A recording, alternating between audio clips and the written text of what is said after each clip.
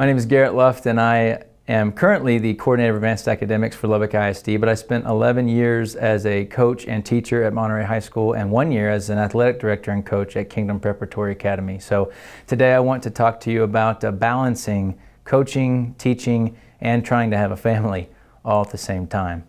I'm in my 12th year in education. I look back at the first couple of years that I was involved. I was fortunate that my wife, we got married while she was, when she graduated, I still had 2 years of college left. So I actually had been married for 2 years before I ever started teaching and coaching. So I kind of had a little bit of that figured out maybe before I started getting into everything else. But my second year in education, I was asked to teach 3 AP preps going into the school year.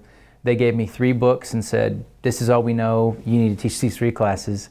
I was in grad school working on my master's in history at the time, and I was also coaching, or supposed to coach, that second year of my teaching career, girls basketball and baseball, which was already going to be a major overlap in the spring. And about a week before school started, actually a week before football meetings started, I got a call from our athletic director saying, well, we just had to hire our last teacher. It's a female and she doesn't like football, and we need a football coach still, so you're hired to also coach football this year.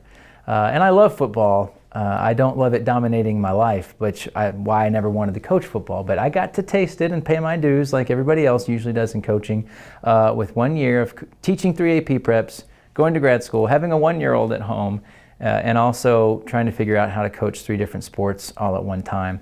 And so I wouldn't call myself an expert, but I can share from my experience what really matters in times like that. And first thing, more than anything else, I think that's super important is your family has to come first. And if you're in a situation where a coach or an administrator doesn't understand that and tries to put that in front of what you think is important, which hopefully is your family, then that's a bad situation. I think it's one to be getting out of. It's one to be looking to go elsewhere.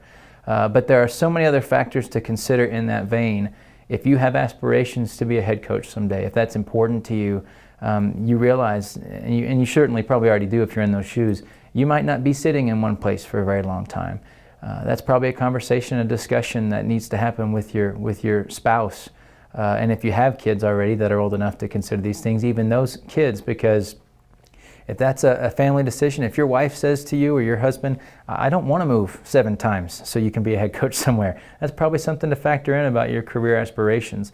For me personally, I decided early on, because I knew what my wife wanted to do, we weren't going to do a lot of moving. She didn't want to. I had potential opportunities to go where I knew some coaches who had become athletic directors and be a head basketball coach or be a head baseball coach.